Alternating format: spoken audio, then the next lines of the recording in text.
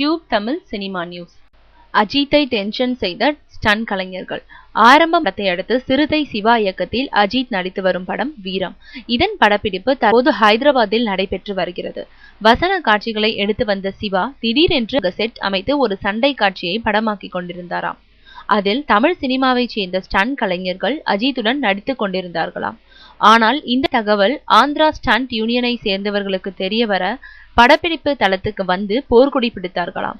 காரணம், மற்ற மொழிகளை சேர்ந்தவர்கள் தங்களது ஊரில் படப்பிடிப்பு நடத்தினால் தங்கள் யூனியனில் இருக்கும் ஸ்டண்ட் கலைஞர்கள் 30% வேலை கொடுக்க வேண்டும் என்ற நிபந்தனை நீண்ட காலமாக வலியுறுத்தி வரும் அவர்கள் படப்பிடிப்பை நடத்த விடாமல் தடுத்தார்களாம்.